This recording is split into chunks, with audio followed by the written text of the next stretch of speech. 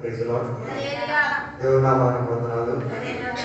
ఈ పగటిలో ఉపవాసంతో ప్రార్థనతో దేవుని సన్నిధిలో కనిపెట్టుకు తీరడానికి దేవుడు కనిపించిన వాక్య తరగతిని బట్టి దేవునికి స్తోత్రం. దేవుడు మనలందరినీ కూడా దీవించుగాక. దేవుని యొక్క సన్నిధిలో ఉపవాసంతో ఈ సంవత్సరం యొక్క చివరి గడువును గడిపి తీరడానికి దేవుడు భాగ్యం ఇచ్చినందుకు దేవునికి స్తోత్రం. దేవుడు అందరికీ భాగ్యం ఇచ్చేవాడు కాదు, కొందరికి దేవుడు భాగ్యం ఇచ్చి తీరుతారు. ఆ భాగ్యాన్ని సద్వినియోగపరిచి తీరడానికి కృపావాత్సల్య దేవుడు దయచేసినందుకు దేవునికి స్తోత్రం. బైబిల్ గ్రంథం నుంచి కొన్ని వాక్యాలు మనం చదువుతాం. కీర్తనాలు 85వ అధ్యాయం, కీర్తనాలు 85వ 6వ వచనం, హబక్కూకు గ్రంథం 3వ అధ్యాయం 2వ వచనం, యెషయా గ్రంథం 57వ అధ్యాయం 15వ వచనం, అపోస్తలుల క్రియ 3:19 4 వచనాలు చదవండి. ముందు కీర్తనాలు 85:6. యెహోవా నీ కరుణాతిశయములను జ్ఞాపకము చేసుకొనుము, నీ కృపాతిశయములను జ్ఞాపకము చేసుకొనుము. హబక్కూకు గ్రంథం 3వ అధ్యాయం 2వ వచనం.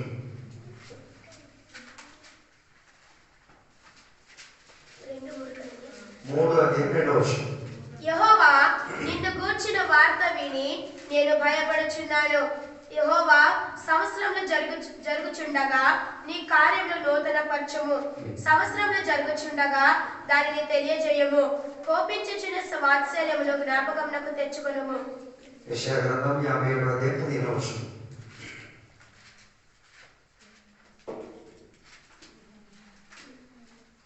మహాగణుడును మహోన్నతుడును పరిశుద్ధుడును నిత్య నివాసియునైన వాడు ఇలాగ సెలవిచ్చుచున్నాడు. నేను మహోన్నతమైన పరిశుద్ధ స్థలములో నివసించువాడను. ఆయనను వినయము గల వారి ప్రాణమును ఉజ్జీవింప చేయుటకును, నలిగిన వారి ప్రాణమును ఉజ్జీవింప చేయుటకును, వినయము గల వారి యొద్దకు దీన మనసు గలవారి యొద్దకు నివసించుచున్నాను. అపోస్తలుల కార్యం 3:19.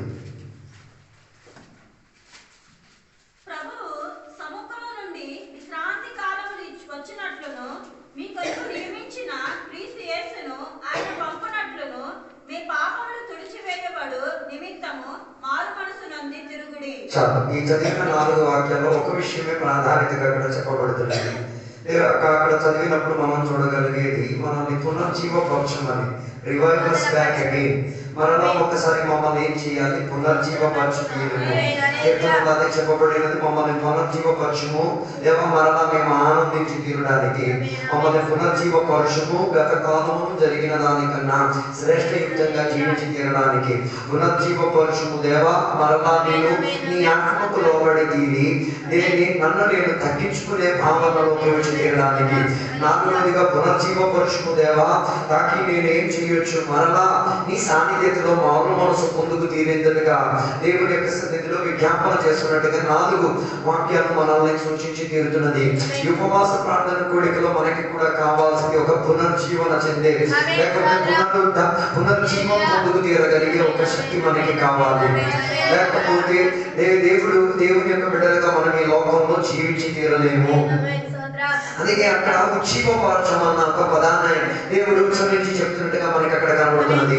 ఎందుకు దేవుడు ఉజ్జీవాన్ని ఇచ్చి తీరేది? కారణం ఏంటంటే ఏదో ఒకటి నీలో చావు సంభవించిన ఎడల, చచ్చిపోయిన ఎడల దేవుడు దానిని తిరిగి స్థాపించి తీరడానికి ఆశపడిన వాడు. నీ ప్రార్థన చచ్చిపోయి ఉంటది, నీ ఆరాధన చచ్చిపోయి ఉంటది, నీ వాక్య ధ్యానం చచ్చిపోయి ఉండి తీరుతుంది. మరలా దేవుడు దానిని ఏం చేయడానికి కోరుతున్నారు? పునర్జీవపరచడానికి కోరుతున్నారు. నీ వాక్యజ్ఞానం చచ్చిపోయి ఉంటది, నీతో నీ సంఘముతో ఉన్న అనుబంధం చచ్చిపోయి ఉండి తీరొచ్చు, నీ సేవకులతో ఉన్న అనుబంధం చచ్చిపోయి తీరొచ్చు, నీ ఇరుగు వారి పట్ల ఉన్న అనుబంధం చచ్చిపోయి ఉండి తీరొచ్చు. నీ వ్యక్తిపర జీవితము ఏమై తీరింది? ఏ రీతి కలిగేటట్టుకున్నా శిఖరింపు లేని ఒక ప్రక్రియలో మనకి ఏం కావాలి? ఉజ్జీవం మనకి కావాలి. ఎందుకు? ఏదో కొత్తదైతే కాదు, పాత దానిని మరలా ఏం చేసి తీయడానికి, ఒక శ్రేష్టత కలిగే ఒక ప్రక్రియలో తీసుకురావడానికి. అందుకే చాలా మంది ఒక ఆత్మీయ జీవితం ఏమైపోయింది? చదవబడిపోయింది. చాలా మంది దేవుని బిడ్డల జీవితం అగాపే అని పేరుకే, కానీ దానికి ఉన్న వాసన కానీ స్వభావం కానీ అలవాటు కానీ పేరుకే కొందరిలో ఏం చేయట్లేదు, కనబట్టలేదు. దానికి అర్థం అగాపే విషయంలో వారు ఏమైపోయారు? చావులోకి వెళ్ళిపోయి తీరారు. కొందరు ప్రార్థనా జీవితం అదేమైంది? ఏదో చేస్తున్నాం కదా అని చెప్పి తీరేగా ప్రార్థనగా మారి తీరింది. కొందరు దేవుని యొక్క సన్నిధిలో ఉన్న విధాయక కూడా ఏదో నచ్చమ్మ కొట్టే ఏదో చేస్తున్నాం అన్న రీతిగా మారి తీరింది. అలా ఉన్న మారి తీరింది. ఈ పగటి వేళ నీకు ఏం కావాలి? ఉజ్జీవం అన్నది నీకు కావాలి. దేవుని యొక్క వాక్యం సెలవించేది ఉజ్జీవం అన్నది దేవుని మూలంగా దొరికేది. అది మనుషుల యొక్క ప్రభావం అలా కలిగేది కాదు. నేను ఎక్కడ 4 గంటల వాక్య పరిచయం చేస్తే నీలో ఉజ్జీవం రాదు. ఉజ్జీవం రావాలంటే దేవుడు దాన్ని ఏం చేయాలి? సమర్పించి తీరాలి. దానిని నీవు స్వీకరించగలిగి తీరాలి. ఒక మనిషి ప్రభావం వలన, ఒక మనిషి మాటకి చెప్పడం వలన ఒకరిలో ఉజ్జీవం రాదు. దాని వెనక దేవుని యొక్క సాహసాలు, దేవుని యొక్క ప్రణాళిక కావాలి, దేవుని యొక్క ప్రక్రియ కావాలి. అందుకే ఉజ్జీవం వచ్చినప్పుడు జరిగేది ఏంటో తెలుసా? మనలో మారు మనసు వచ్చి తీరుతుంది, మనలో సంతోషం వచ్చి తీరుతుంది, మనలో ఏమైనా నేను చేసిన దాంట్లో ఉన్న తప్పిదము మనకి కనబడి తీరుతుంది. ఉజ్జీవం వచ్చినప్పుడు నేను అనుసరించి తీరాలి, నేను మారి తీరాలి, నాలో క్రమం జరిగి తీరాలి అన్న రీతిగా ఒక పొడిపింపు మనలో వచ్చి తీరుతుంది. అందుకే కీర్తన 80:18 మాట, నన్ను పునర్జీవపరుచుము దేవా, నాలో పునరుజ్జీవాన్ని కల్పించుము దేవా. కారణం ఏంటిది? నీ పేరుని నేను పలికి తీరి, నీ పేరు నేను ఉచ్చరించి తీరిని. దాని యొక్క ఉజ్జీవం రావాలంటే ఏం చేయాలి? దేవుని యొక్క పేరును మహిమపరిచి తీరాలంటే దేవుని యొక్క పేరు గురించి బైబిల్లో చాలా మాటలు మనకి ప్రస్తావించున్నది. దేవుని యొక్క పేరును విన్న రీతిగా బైబిల్ మనకి బోధించి తీరుతుంది. ఒక్కొక్క పేరు మనకి ఉజ్జీవపరిచేది. యెహోవా రాఫా అని పలికేటప్పుడు నీ రోగం చెందిన శరీరం ఆరోగ్యం వచ్చి తీరుతుంది. యెహోవా షమ్మా అని చెప్పినప్పుడు ఆ యెహోవా షమ్మా అన్న పదం నీ జీవిత ప్రక్రియలో ఏమైనా విడుదల నుంచి తీరుగా మారి తీరచ్చు. దాని యొక్క దేవుని యొక్క పేరు పలికి తీరేటప్పుడు ఈ శారీరక ప్రక్రియలో, ఈ ఆత్మీయ ప్రక్రియలో, ఈ మానసిక ప్రక్రియలో ఏమై తీరుతుంది? ఒక ఉజ్జీవం వచ్చి తీరుతుంది. అందుకే కదా యెహోవా చూచుకొను అని చెప్పి అబ్రహాము చెప్పిన మాటకి ఏమైతే యెహోవా నాకు కాపరి అయి ఉన్నాడు అన్న మాట చెప్పినప్పుడు నీకు నడిపించుడు తీరే దాంట్లో ఒక ఉజ్జీవాన్ని ఆయన కల్పించగలిగిన దేవుడు. దాని అర్థం దేవుని యొక్క పేరులోనే ఉంది ఏమి? ఉజ్జీవపరిచే విధానం. యేసయ్య పదానికి అర్థం పాపము నుంచి రక్షించుచున్నవాడు, లేకపోతే రక్షకుడు. దాని అర్థం అన్ని ప్రక్రియలో నుంచి రక్షించగలిగి తీరడానికి యేసయ్య పునర్జీవపరచుకోగలిగినవాడు. పరిశుద్ధాత్మకు పారాక్లీటోస్ అని చెప్పబడుతున్నది, లేకపోతే డునామైట్ అని చెప్పబడుతున్నది. దాని అర్థం పరిశుద్ధాత్మ శక్తి నీలోకి వ్యాపారించబడి తీర్చినప్పుడు నీలి అంటూ ఉన్న ఒక శక్తి ఉంది, దురాత్మ అని చెప్పిన ఒక శక్తి ఉంది. రెండు ఫోర్సెస్, నీతి అంటూ నీ ఒక శక్తి ఉంది, దురాత్మ అని చెప్పిన ఒక శక్తి. ఈ రెండు ప్రభావమే ఆత్మశక్తి లేనిలో వ్యాపారించేది. అదే పరిశుద్ధాత్మ బాప్తిసం పొందని ఒక వ్యక్తిలో ఈ రెండు శక్తులు ప్రభుత్వం చేసింది. ఒకటి దుష్టాత్మ శక్తి, రెండోది సొంత శక్తి. ఈ రెండు శక్తుల మధ్య ఏం చేసి తీరుతున్నారు? చచ్చిపోయి ఆత్మీయ స్థితిగతులు చలము సంభవించే స్థాయిలోకి మనుషులు వెళ్ళిపోయి తీరుతున్నారు. అందుకే దేవుడు దేవుడు సృష్టించినప్పుడు వారి ఇష్టానికి దేవుడు ఏం చేయలేదు, దగ్గర నుంచి తీరలేదు. దానికంటే దేవునికి పెద్ద ఆశయం లేదు. నీ ఇష్టాన్ని చంపి తీరాలి, నీ ఇష్టాన్ని నువ్వు కోరుడు చంపుకు తీరాలి. దానికి ఏం కావాలి? ఆత్మశక్తి మనకి కావాలి. ఈ లోపల వ్యాపారించిన దుష్టాత్మ శక్తిని నువ్వు కోరుని ఒదిగించుకు తీయడానికి మనసు కలిగించుకు తీరగలిగితే పరిశుద్ధాత్మ శక్తి మనలోకి రాగలిగింది. అలాగే పగటి వేళ దేవుని బిడ్డలారా ఒక ఉజ్జీవం కల్పించే ప్రక్రియ ఏమని తీరాలి? మనలో మనకు ప్రవహింపబడి తీరాలి. అది కేవలం దేవుని యొక్క నామము ద్వారా జరిగి తీరింది. అందుకే దేవుని యొక్క బిడ్డలు ఆయన నామాన్ని గణపరచుకు తీరడానికి ఏం చేయాలి? ప్రయత్నం చేస్తూ తీరాలి. బైబిల్ గ్రంథంలో దేవునికి యేసయ్య దేవుని యొక్క పేరుకి భాషాంతరం ఎన్నో లక్షల పేరులతో రాయబడి ఉన్నది. ఆ రీతి కలిగి బైబిల్లో ఒక పదం నాకు భలే నచ్చింది. యెషూరులో ఉన్న దేవుడు, యెషూరులో విడుదలను కల్పించుకోగలిగింది. ఒక నగరం పేరుని ఆధారం చేసుకుని కూడా దేవుడిని ఏం చేశారు? కనపరిచినట్టుగా. దాని నగరాన్ని కూడా ఉజ్జీవపరిచింది. శరీరాన్ని మాత్రం కాదు, వ్యక్తిని మాత్రం కాదు, సంఘాన్ని మాత్రం కాదు, ఊరిని కూడా ఏం చేయొచ్చు? దేవుడు ఉజ్జీవపరిచి తీయొచ్చు. అలాగైతే మనం పోల్చుకున్నది ఎలాని? ఉజ్జీవత నాలో వచ్చి తీరాలి. దేవుడు ఆదాము దేవుడు సృష్టించినప్పుడు దేవుడు తనలో కూడా ఉజ్జీవం ఇచ్చింది కాబట్టి అప్పటి వరకు మట్టి ముద్దగా ఉన్న ఒక రూపం ఏమైంది నడిచి సంచరించి మాట్లాడి చూచి హృదయ స్పందన కలిగి తీరేటట్టుగా ఒక ఉజ్జీవపు శక్తి వ్యాపారించబడింది. దాని అర్థం దేవుడు గాని ఆదాము లోపల జీవ శ్వాసం ఊదలేకపోతే ఆయన లోపల ఏముండేది కాదు, జీవం ఉండేది కాదు. దాని అర్థం ఈ పన్నటి వల్ల దేవుడి యొక్క సంగతులారా దేవుడు నేటికి కూడా పరిశుద్ధాత్మ ద్వారా ఊదుతున్నాడు. పునరుద్ధరణ పొందుతున్న వాళ్ళు నువ్వు ఊదేస్తే సిగరెట్ ఊదినట్టే ఉంటది. దేవుడు ఊదాలి, దేవుడి యొక్క శ్వాస నేను తాకి తీరాలి, దేవుడి యొక్క స్పష్టతకు వచ్చి తీరాలి. అందుకే ఎప్పుడు ఆత్మలో ఏం చేయాలి, ఎండుబాటు కలిగి తీరాలి అని చెప్పేది. ఎందుకయ్యా మీరు ఆత్మశక్తిలో ఎంతగా బాప్తిసం పొంది దూకేది అని చెప్పారు. నా పిచ్చి నేను నా పిచ్చి నేను వేరే బయట చెప్పాడు మాట. ఆత్మలో ఆనందించువాడు ఆత్మలో ఏమైతే తీరుతున్నాడు, దేవుడితో సహవాసం చేసి తీరుతున్నాడు. అది నా పిచ్చి కాబట్టి నేను చేసి బాలసుబ్రహ్మణ్యం ఎందుకు పాటపడ్డాడు, ఆయన పిచ్చి కాబట్టి. సినిమా చేసినాడు ఎందుకంటే అలాగే పిచ్చి కాబట్టి. ఎవరి పిచ్చి పాడేది ఏం చేసి తీరుతుంది, ఆనందంలోకి నెట్టి తీరుతుంది.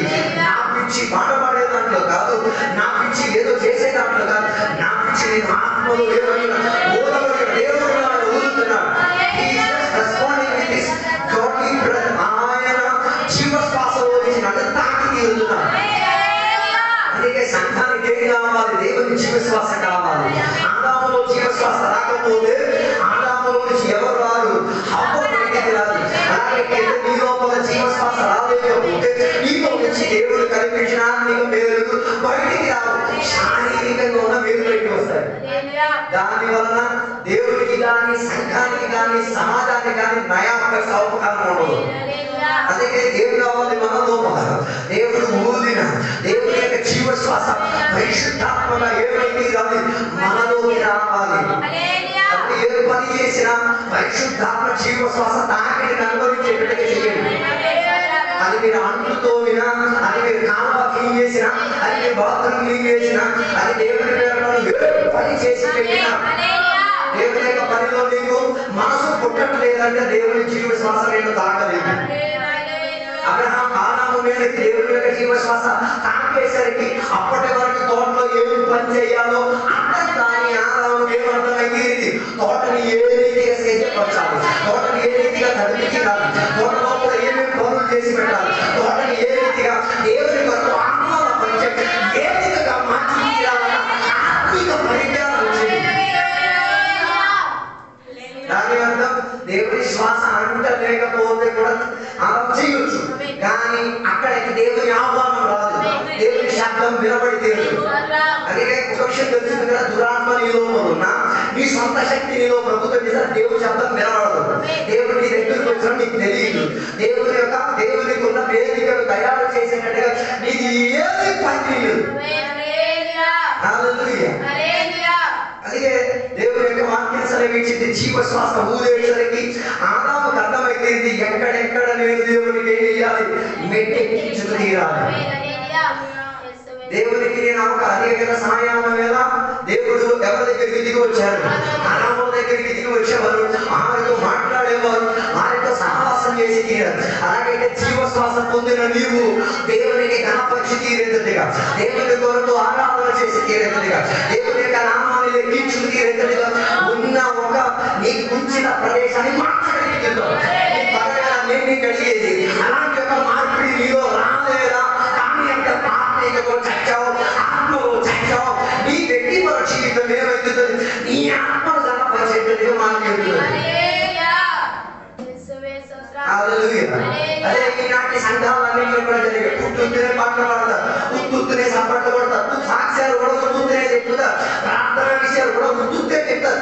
దాని వలన ఏం జరగట్లేదు, దేవుని సాంద్రత దిగట్లేదు. దేవుడు ఉన్నాడు, దేవుడు దాన్ని మార్చగలుగుతాడు అనుకున్న నిరీక్షణ కూడా మనసులో రావట్లేదు, విశ్వాసం కూడా మనసులో ఏం దిగట్లేదు, రావట్లేదు. అందుకే తెలుసుకు తీరాలి, అది సొంత శక్తితో చేసిన పనులు.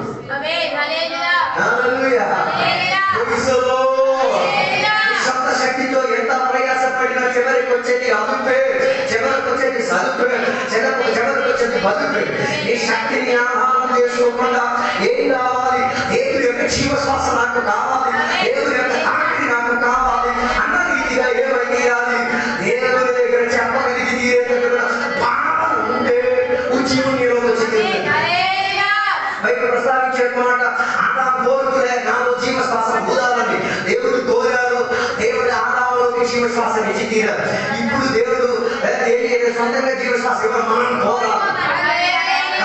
కడపటి ఆదామైన యేసయ్య తన శిష్యుడు నేరుగా ఊది పరిశుద్ధాత్మ పొందులుగా కానీ చెప్పాడంటే ఇప్పుడు నువ్వు కోరకపోతే పరిశుద్ధాత్మ శక్తి నీలోకి రాదు.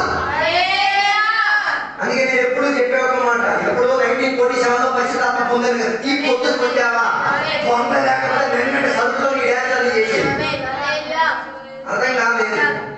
నిన్నటి అన్ని భాషలు ఈరోజు నాటకం అయితే పని జరగదు. అర్థం కావడం కష్టం ఉందంట.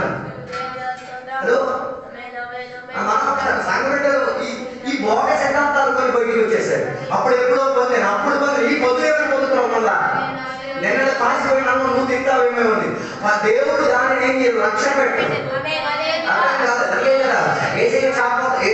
శిష్యుల దగ్గరికి వచ్చి ఎవరితో 27వ అధ్యాయంలో శిష్యుల దగ్గరికి వచ్చి వారి ప్రయాసాన్ని చూసి వెంటనే వారికి ఏం చేశారో తెలుసా, చాపల సిద్ధపరిచి వారికి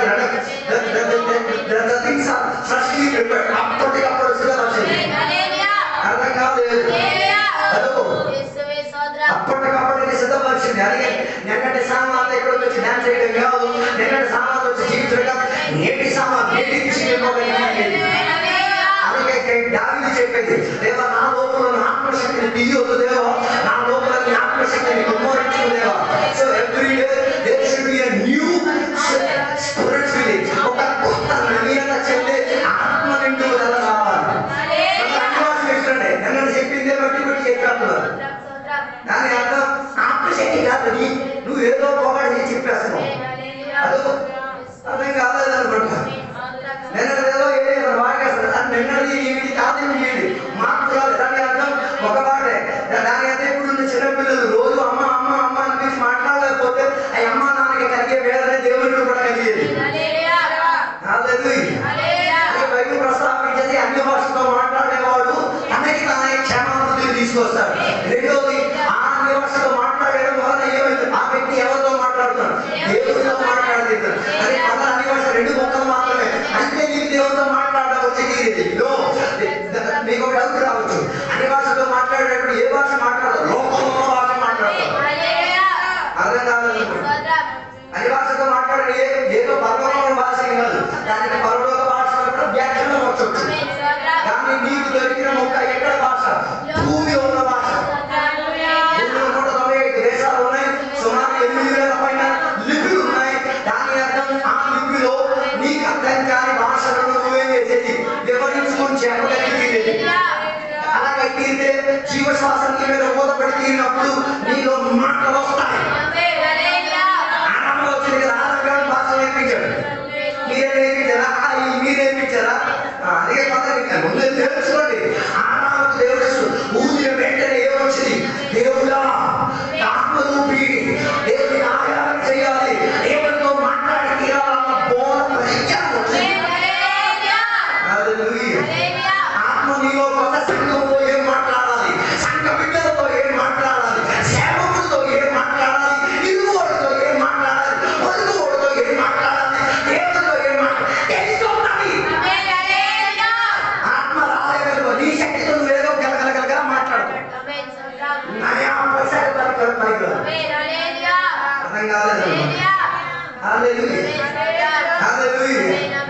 అందుకే కొన్ని రోజులు నేను చెప్పాను, ఎపిసోడ్గా 4:30 ఆత్మను ఏం చేయకూడదు, దుఃఖపరచకూడదు. ఆత్మ దుఃఖపడే కారణం ఏంటిది, అదే అధ్యాయం 25వ వర్షం నుంచి 10 సంగతి మనం చూడొచ్చు.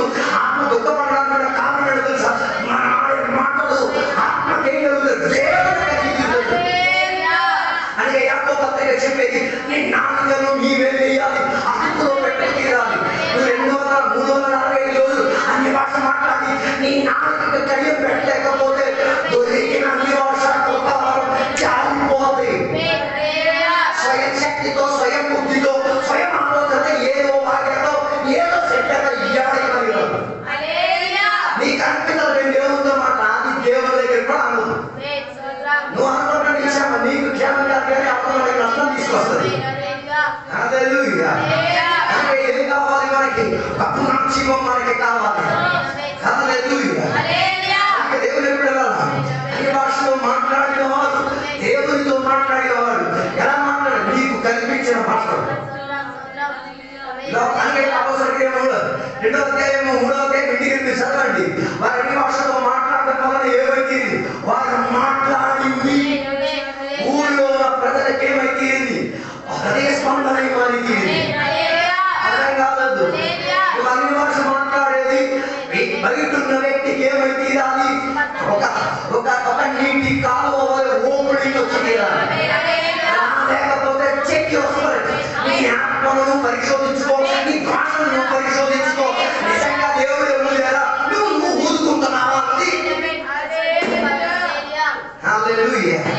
Praise the Lord. Hallelujah. ఎవరుగా సిగరెట్ ఊదినట్టుగా ఊదలే కాదు, దేవుని యొక్క ఊదింపు మనలోకి వచ్చి తీస్తే భాష మారింది, అలవాటులతో మారి తీరుతుంది. దేవుడు ఇచ్చిన వరం ఏమైంది? సంఘ విస్తారత నిమిత్తం, దేశ క్షేమాభివృద్ధి నిమిత్తం పనికొచ్చి తీరుతుంది. Hallelujah. Praise the Lord. Hallelujah. అందుకే పర్యటన ఒకసారి విచారించండి. మనం దేవుడు చేసే ఈ పనిలో దేవుని యొక్క బ్రెత్ తగిలిందా, దేవుని యొక్క జీవశ్వాస తగిలిందా లేదా? అందుకే పరిశుద్ధాత్మ గురించి చాలా కన్ఫ్యూషన్స్ ఉన్నాయి. నేటికి ఉన్నాయి, ఆనాటికి కూడా ఉన్నాయి. నేటికి ఉంది, కొందరు చెప్తున్నారు పరిశుద్ధాత్మ ఏం చేయట్లేదు, సంచారం చేయండి చేస్తాను, నువ్వు అక్కడ లేవు, నువ్వు తోటలో లేకపోతున్నా తను తోట అంటే సంఘం లోపల నువ్వు సభ్యుడు కాకపోతే మనం తప్పు కాదు, నీ తప్పు చూసుకోవాలి. అదో దేవుడు ఎరుషలేములో నివసించమని ఎవరికి చెప్పారు? శిష్యుడికి చెప్పారు. ఎందుకు? మార్పు గారి గది లోపల కూర్చొని ఉండు, ప్రార్థన చేస్తూ ఉండు. సుమారుగా 8 రోజుల వారు కూర్చున్నారు, 14 days కూర్చున్నారు. ఒకే విషయం ఏంటిది? నువ్వు చెప్పావుగా ఆదాంలోకి ఇచ్చావుగా ఒక శ్వాస, ఆ శ్వాస మా లోపలికి ఏమై తీరాలి? కనబడి తీరేటట్టుగా ఏమై తీరాలి? మా మీదకి వచ్చి తీరాలి. 40 రోజులు ప్రార్థన, 10 రోజులు ఆగారు. సుమారుగా టోటల్గా 50 days, 50 దినాలు కూడి దేవుని యొక్క సన్నిధిలో ఒకే విషయం కోసం ప్రార్థన. దేవా, యోగ గ్రంథంలో చెప్పబడిన వాగ్దానం, దేవ జీవశ్వాసగా ఏమై తీరాలి? మేము కూర్చున్న తోట లోపలికి వచ్చి తీరాలి, మేము కూర్చున్న సంఘం లోపలికి వచ్చి తీరాలి, మేము ఉన్న చోట్లకు వచ్చి తీరాలి, మా దేశం మీదకి వచ్చి తీరాలి, దానితో నా పునర్జీవన కనబడి తీరాలి.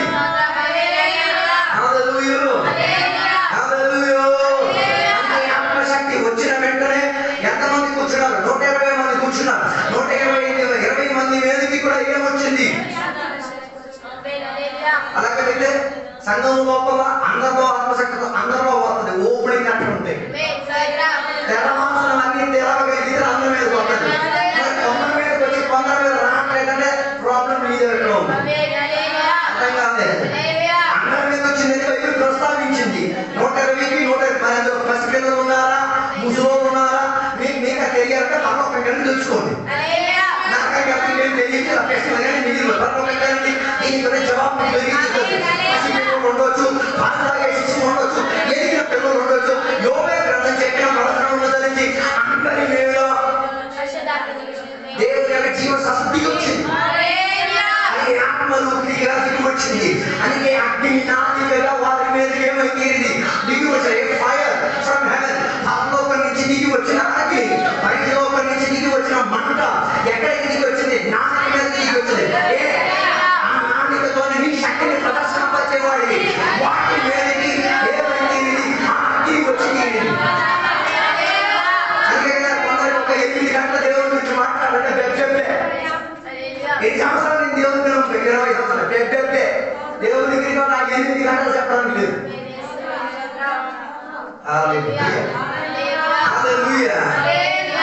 దేవుడు యోహాను చెప్పిన మాట ఎక్కడికి వెళ్ళమని చెప్పి చూడడానికి ఎందుకలేదు? బెబ్బెబ్బే. దేవుడి దగ్గర బెబ్బెబ్బే, దేవుడి దగ్గర బెబ్బెబ్బే, దేవుడి బెబ్బెబ్బే. నేను అంటాకేమో ఎందుకు? ఆ పట్టణస్తులు ఇశ్రాయేలీయులకు శత్రుపక్షంగా ఉన్నవారు. అర్థం కాలేదు. ఓ లార్డ్, నీకు నచ్చని, నీకు కీడు చేసి, నీ కుటుంబాన్ని నాశనం చేసి, నీ సంపాదన మొత్తం దోచుకున్నోడి దగ్గరికి వెళ్ళి సువార్త చెప్పమంటే నువ్వు బెబ్బెబ్బే అంటావు. అర్థం కాలేదు అనుకుంటా. నేను చెప్పాలా, నేను చెయ్యాలా, నాకు చేసే కీడు గుర్తురాట్లేదా, నా పైన చేసిన అత్యాచారం గుర్తురాట్లేదు. బెబ్బెబ్బే ఏమి బెబ్బెబ్బే ఆత్మరావు తిరగని ఏం రావాలి? దేవుడు సిద్ధపరిచి ఎన్ని ప్రాసెస్ నుంచి తీసుకెళ్ళాలి. ఈ బెబ్బెబ్బే మారాలి. ఎక్కడెక్కడ నష్టం తెప్పించాడు చూడండి. ఒక్కడు సరిలేదు కాబట్టి ఎన్ని నష్టాలు తీసుకొచ్చాడు. ఈ పగడి మీద ఆలోచన మీ సొంత శక్తితో ప్రయాణం చేసి దేశానికి నిమూలంగా కలిగిన నష్టం,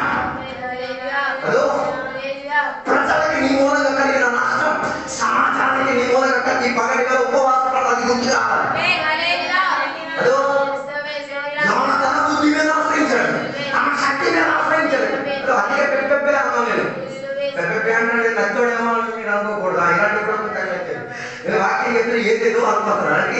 కాన్సన్ట్రేట్ వాక్యం వినాలి. అది వంటగాడ కాడ సాల కాడ అలా పొలం కాడ కూకుని వాక్యం అయితే బెబ్బెబ్బే మీకు వినబడదు.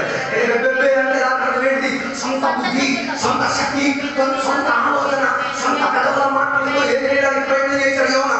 ఏదో పని చేసేది మొదలు దానివల్ల దొంగబండి ఎక్కడ దొంగకొని ఏం చేశాడు? ఇంకొక బండి వేసి ప్రయాణం అయ్యాడు. దాని వలన సముద్రానికి ఏమొచ్చింది?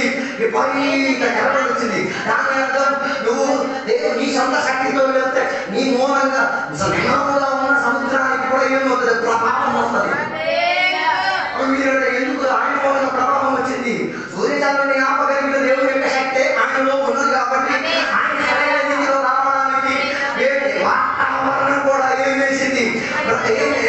భూమి కూడా ఏమైంది? దాని కూడా కదిలింపు ఇచ్చింది. మాట ఓడ సరుకు ఓడ కాబట్టి అందులో ఆయన ఎక్కేసి మూలలో పడుతున్నాడు. మూలలో పడుకోవడం వల్ల ఏమైంది? సరుకులు మొత్తం ఏం చేశారు? ఆ సరుకు అమ్ముంటే వాళ్ళకి డబ్బులు వచ్చిన ఆదాయం వచ్చిన కుటుంబం బాగుపడదు. ఈ యొక్క బెబ్బెబ్బే వలన కలిగిన నష్టం ఆలోచించండి. సొంత బుద్ధి, సొంత శక్తి అని ఇప్పుడు ఏం రావట్లేదు. నాకు ఒక పునరుజ్జీవ శక్తి కావాలి, నాకు ఒక పునరుజ్జీవ శక్తి రావాలి, నాకు నేను పునర్జీవ పడి తీరాలి. ఏదో చచ్చి లోపల ఉన్నదని కూడా. హలో, నీ పరిస్థితి ఏంటో నీతో నీవు నీ మనసాక్షితో మాట్లాడు. నీకున్న పరిశుద్ధాత్మతో నువ్వు దేవుడితో ఏంటి ఉపన్నం చేసి ఉపవాస గుడిలో మాట్లాడి దాన్ని తేట కొట్టేసుకో. నేను చెప్పడానికి సముద్రుడిని కాదు, నేను కేవలం దేవుడి యొక్క భర్తగా, దేవుడి యొక్క బోధకుడా నా మాట ప్రస్తావించి తీరడమే. అది స్వీకరించాలా ధిక్కరించాలి నీ మీద ఉంది. స్వీకరించిన వాడికి అది మేలు కలిగి తీరుతుంది, ధిక్కరించిన వాడికి దాని విపరీత కలిగి తీరుతుంది. ఎంచుకోవడానికి ఉన్నది బిర్యానీగా మీ ముందు పెడుతున్నా, మీకు కావాల్సింది మీరు ఎంచుకోండి. అక్కడ లేదని పక్కపడేయండి. అందుకే నేను చెప్పిన ఉద్దేశం, ఇంత దేవుడు ప్రయాసపడి తీరిన యోనాకి ఏం కావట్లేదు, అర్థం కావట్లేదు. నేను నేను చావుకు తుల్యమై తీరేంతగా మృతత్వంలోకి వెళ్ళిపోతున్నాను. నాలో ఒక చావు, ఆత్మిక చావు జరిగిపోతున్నదని కూడా ఏం కాలేదు.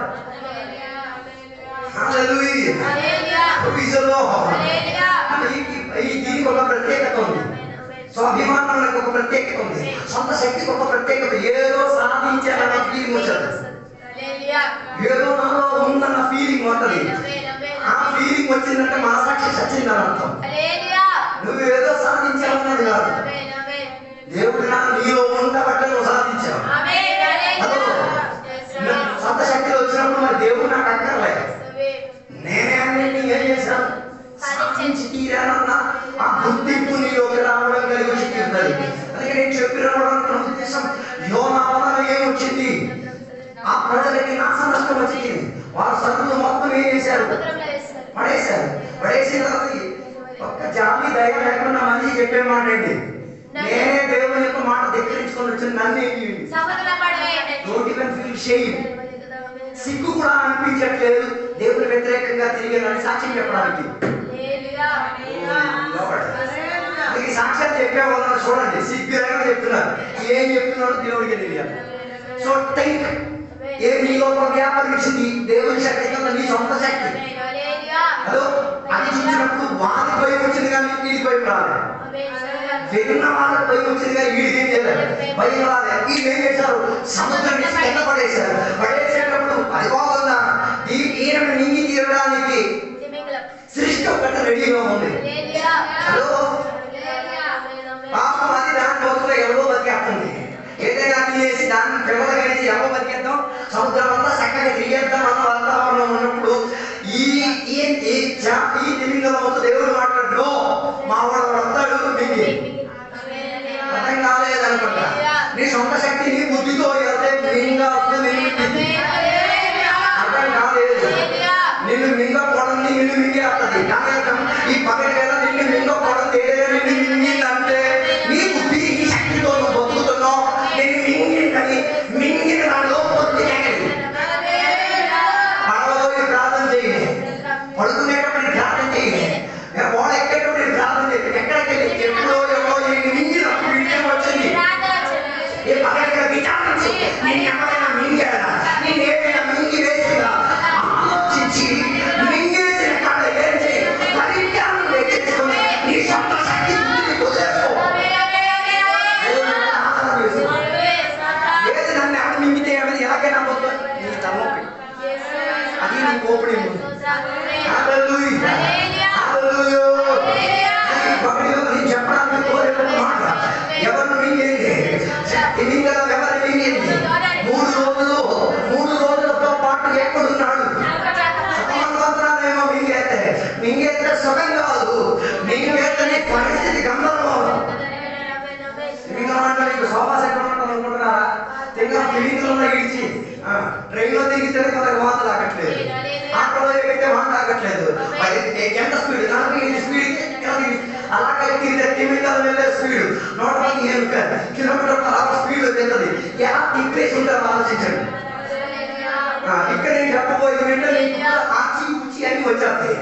వీడి కక్కింది వీడు తిన్నాడు, వీడు కాసు చేసింది వీడు తిన్నాడు, వీడు ఇంకా చేసిన మళ్ళీ ఇంకా శాప తిన్నామని వీడు తిన్నాడు. నీ సొంత శక్తి నీ బుద్ధి మీద ప్రయాణము నువ్వు తినాలేమి దరిద్రపు భోజనాన్ని నీకు తిన్నాడు. అర్థం కాలేదు. మా ఇంటి పక్క ఒక అమ్మ ఉండేది, ఆమె చేపలంటే విరక్తి.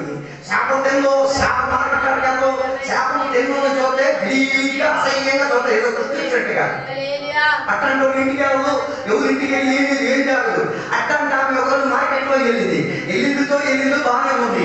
ఈ మార్కెట్కి వెళ్ళే ఈ ప్రయాణంలో ఈ బీపీ దిగిపోయింది, టప్పని వెళ్ళిపోయింది. నాకు అప్పుడు నచ్చలే. ఆ టైంలో కూరగాయలు కొనుక్కున్న ప్రాంతం అనేది పడిపోయింది. ఆ కూరగాయలు ఉన్న భయపడిపోయారు. నాకు మంచి నీళ్ళు ఏం లేదు కదా, కూరగాయలు నీళ్ళు వేసి నీళ్ళు ఎంత మంచిది కాదు కదా అని చెప్పేసి పక్క గల్లీకి వెళ్ళి చేపల దగ్గర నుంచి డబ్బాలో నీళ్ళు తీసుకొచ్చి చల్లినప్పుడు చాలా ఆనందం కలిగింది. చల్లి లేచి అదే నీళ్ళు తాగింది. తాగిన తర్వాత మా ఇంటికి వచ్చి చెప్పింది, ఎన్నో చేపలు విరక్తి ఉండేది, ఈ రోజు నాకు అర్థమైంది. చేప విరక్తి సందర కాదు, దురభావం చెల్లి తీరితే ఏ రావు అని మీరు తాగింది రావడం బయట చెప్తాను. ఆ రోజు మరుసటి రోజు పొద్దున వచ్చి మా ఇంటికి వచ్చి వ్యాఖ్యానం చేసినప్పుడు డ్యాన్స్ చేయాలా నవ్వాలా ఏమలా ఏం అర్థం కాలేదు. ఒక విషయం, ఆ రోజు ఆమె కట్టు ఇరిగింది. ఆమెకు అర్థమైంది, నా సొంత శక్తి బుద్ధితో ఏమీగా లేను, నా సొంత బుద్ధి శక్తిలో ఏమీ లేను. అందుకే బైబిల్ చెప్పేది, ఒక తల్ల ఎంట్రుకను నల్లసి పెయింట్ దొరుకుతుంది. మనం విశ్వాసం కూడా బ్లాక్ అయితే ఎగిరి తెలిసిపోతే బ్రౌన్ కొట్టేస్తారు. నువ్వు బ్రౌన్ కొట్టుకో, రెడ్ కొట్టుకో, ఏది కొట్టుకో, నీకు తెలియకపోయినా తెలియాల్సి ఉంటుంది. ఆయన దానిని లెక్క పెట్టుకొని వచ్చాడు కాబట్టి మరి నీకు పిల్లల గురించి ఎలా లెక్కో ఆయన ఎంట్రీకి లెక్క ఆయన అతమైన ఎంట్రీలకు ప్రాంతానికి చెప్పాలి.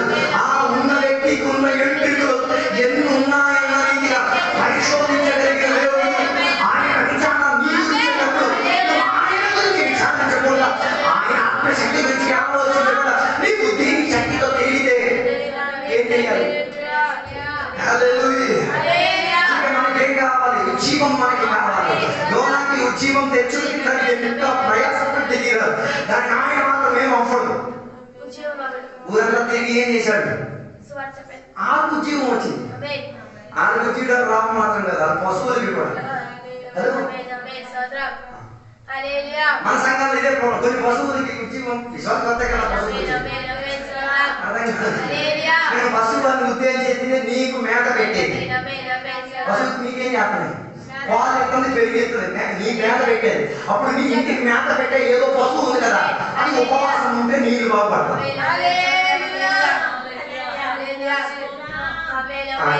అండర్స్టాండింగ్ చేస్తే ఏం కలగలేదు. అండర్స్టాండ్ చేసేది హలో అంటే అందరికి ఏం ఆగట్లేదు, ఆ ఉపవాసం రావట్లేదు. అందుకే మనడు అదే ఏం లేదు, పర్వాలేదు ఆవు ఆవు ఒకరోజు దాని అసలు రూపం చూపిస్తుంది. చెప్తున్న మాట, విశ్రాంతి దినమున ఒకడు ఎక్కడికి వెళ్ళాడు. కారణం ఏ దేవుడు ఏమి పీకుతాడే, ఏం పీకడం, ఏం పీకడం. నువ్వు బతికే పని వెళ్ళిపోతావు. నీ పిల్లల పరిస్థితి ఆలోచించు. నువ్వు బాగా తినట్టు తినట్టు నీ పిల్లల పరిస్థితి ఆలోచించు. అదో చరిత్ర అంటే ఎప్పుడే మానుకోవాల్సిన మానుకో, వదులుకోవాల్సిన వాటిని వదులుకో, క్రమం చేసుకోవాల్సిన వాటిని క్రమం వచ్చుకో. అలాగైతే నువ్వు చచ్చిన తర్వాత అభిమానంతో దేవుని పొందింటారు, అభిమానంతో దేవుని సేవించగలుగుతారు, అభిమానంతో దేవుని అభిమానంతో దేవుని కనపరుచుకుంటారు. అందుకే మనకి ఏం కావాలి? పునర్జీవం కావాలి. అందుకే మనకి ఏం కావాలి? మనలను సజీవపరచుకునేవో, మళ్ళా నా జీవితానికి పేద గదిలోకి తీసుకురాములేవో అని కోరాలి. అందుకే నా మాటలు నేను ముగించాలనుకోవచ్చు. చివరి మాట యెషయా గ్రంథంలో ఒక మాట ఉంది, ఆ వాక్యం చదవాల్సిన అవసరం లేదు, నేను చెప్పుకెళ్ళిపోతా. యెషయా గ్రంథంలో ఒక మాట ఉంది, 29వ అధ్యాయం 10వ వచనం, వారి నోటితో దేవుడిని స్తుతిస్తున్నారు కానీ వారి హృదయం మాత్రం నాకే కాదు, అనుకూలమైన రీతిగా కాదు. వారి దేవుడిని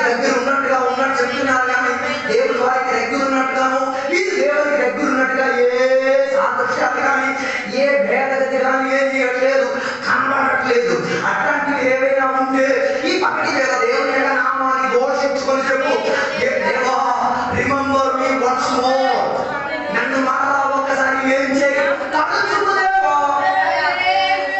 హల్లెలూయా. పరిశుద్ధాత్మ ఒకరిలో వ్యాపరించేది కనబడుతుంది, దురాత్మ ఒకరిలో దూరుకొచ్చేది కనబడుతుంది. అర్థం బాగా తెలుసుకోవాలి. పరిశుద్ధాత్మ ఒకరిలోకి దిగి వచ్చేది కనబడతాయి, వినబడతాయి, సూచనలు చూపిస్తాయి. కనబడతాయి, వినబడతాయి, సూచనలు చూపిస్తాయి. ఏమని? పరిశుద్ధాత్మ సీన్లో ఎంటర్ అయ్యాడు, లేకపోతే నీ శరీరంలోకి ఎంటర్ అయ్యింది.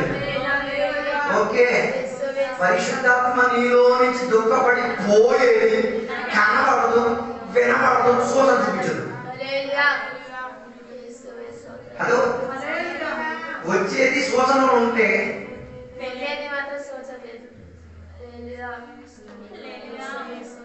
హలో వచ్చేదానికి సూచనలు ఉంటే పోయేదానికి ఏమవుతుంది? అప్పుడు సూచన లేకపోతే ఈ పరిశుద్ధాత్మ ఉన్నాడని ఎలా చెప్తాడు? ఇది సొంత శక్తితో కొన్ని యాక్టివేట్ చేస్తాడు. వీడు వచ్చినోడు చూస్తాడు. ఇప్పుడు ఉదాహరణకి ఆమోస్ లోపలికి పరిశుద్ధాత్మ వచ్చింది, నేను ఆ మనిషిని, ఎవరిని? పోయి మనిషిని. నేను ఆమోసులో చూస్తాను. ఆమోసులో చూసినప్పుడు ఆ నాలుగు మాటలు మాట్లాడు, అది తీసుకుంటాను. ఆమోస్ మాట్లాడినప్పుడు అన్ని భాషల్లో నాలుగు ముక్కలు నేను చేస్తాను, అది తీసుకుంటాను. ఆయన చేసిన చేష్టం నేను అది తీసుకుంటాను. ఈ దగ్గర నుంచి నాలుగు, ఇంకో మీటింగ్ వెళ్తాయి, అక్కడి నుంచో నాలుగు, ఎక్కడి నుంచో నాలుగు, అక్కడి నుంచో నాలుగు, ఇవన్నీ కలిపి ఈడో నాలుగు తెలియజేస్తారు. ఇవన్నీ దేని మూలంగా? సొంత శక్తి, సొంత బుద్ధి. హల్లెలూయా, హల్లెలూయా, హల్లెలూయా. అందుకే ఇక్కడ సంఘంలో అందరూ ఆరాధన చేసినప్పుడు దేవుని యొక్క సేవకులు చేతులు అయ్యగా కొందరి మీదకి ఏమికి వచ్చింది? పరిశుద్ధాత్మ శక్తి కృపావరంగా దిగి వచ్చింది. ఇది చూసినప్పుడు ఇలాగే అతి వ్యాపారం చేసేవాడు ఉన్నాడు. సొంత బుద్ధి, సొంత శక్తితో ఏం చేసేవాడు? చేష్టం చేసేవాడు సంఘంలో ఉన్నాడు. వాళ్ళు పెళ్ళి వచ్చి పొందుడు కలగలే, ఇచ్చినోడు ఎవరి మూలంగా వచ్చి నాడిగలదు. అయ్యా అయ్యా అయ్యా ఎత్తా ఇచ్చి. హలో, పోతే ఏది పోతే? ఆత్మశక్తి నీలో పోతే అన్ని డబ్బుతో ఏం చేస్తావు?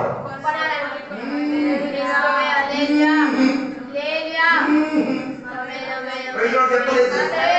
అన్ని సంఘాలు ఉన్నాయి కదా, విశ్వాసాన్ని అదుపులో పెట్టుకోవడానికి దేన్ని వాడతారు? సిరి సిరి సిరి సిరి.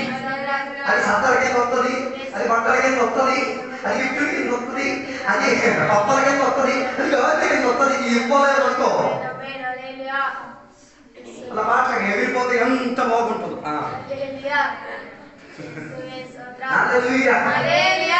అది ఇక్కడ అందరూ చెప్పిన దేనికోసం అమ్ముడు పోయారట, బియ్యం బస్తా కోసం అమ్ముడు పోయారట, బట్టల కోసం అమ్ముడు పోయారట. చెప్పట్లేదు, చెప్పట్లేదు. సొంత బుద్ధితో, సొంత శక్తితో ఎందరిని మనం ఇక్కడ ఉంచగలుగుతాం? ఒక ఆవునే ఉంచలేము. మొన్న ఒక ఆవుని చూసాను, దాన్ని కట్టేసిన ఆ దూరాన్ని పీకేసి నేను అక్కడి నుంచి బయటికి దొరికేస్తే మా దూరం పీకిందిరా, పక్క నుంచి అది మా మీద ఎక్కాలి, జాగ్రత్త కలరా. కొన్ని దూరం పీకినాయి, కొన్ని దూరం పీకినాయి. ఎందుకు? స్వబుద్ధి, స్వశక్తి వస్తే ఉన్న కాలంలో దూరం మునిపోతే ఇప్పుడు దొస్తాకు బెట్టికి నీకి దూరం పీకి వచ్చినట్టు అదే కాలేదు అనుకుంటా. స్వబుద్ధి, స్వశక్తి లోపల వచ్చేస్తే ఎక్కడ ఏమున్నా సుశాంత్ నాకు సాకలు ఇవ్వలేదు కదా, ఆ గ్యాంగ్ లాగేసి వెళ్ళిపా. స్వబుద్ధి, స్వశక్తి నా కాడు ఏం చేయలే, గత ఎక్కువలేదు కదా, లాగేసి వెళ్ళిపోతా. నైనా తెలుసుకో, ఆత్మశక్తి కాదని స్వబుద్ధి, స్వశక్తి. వెళ్ళినప్పుడు ఒక విశ్వాసి పాస్టే ఆ సంఘంలో ఏదో చర్చ వచ్చింది, ఏదో వాన వచ్చింది, అది నచ్చలే. 10 సంవత్సరాలు ఎక్కడికి వెళ్ళలేదు. మా నాన్న కూడా నాకు చెప్పలేదు ఏమని. మా నాన్న ఆయనతో మాట్లాడతారు. అక్కడికి వెళ్ళిన తర్వాత లోపల ఏదో ఒక ప్రేరేపణ ఏంటిది అని నరకాలకుండా తలుపు తీసేసుకొని రెడీ అవుతున్నాడు. ఆడవాడి కుటుంబం రెడీ అయిపోతుంది. భార్య చర్చికి పంపించాడు, పిల్లలతో ఉన్నారు. ఆడపిల్ల మంచి టీచరే, చర్చికి పంపించాడు.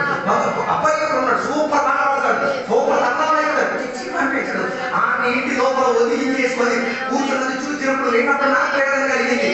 నాకు ఆయన ముఖం గుర్తు లేకపోయినా నేనేం చేశాను, మా నాన్న చెప్పిన కథలు విని నేను ఆయన దగ్గరికి వెళ్ళి ఆయన ఇంటికి వెళ్ళినప్పుడు కూర్చోడానికి వచ్చి ఇవ్వలేదు. తర్వాత ఆయన ఇవ్వలేదు, ఎవరో నేను అనుకుని ఎవరో విదేశీ మాట అనుకుని నాకు వచ్చి ఇవ్వలేదు.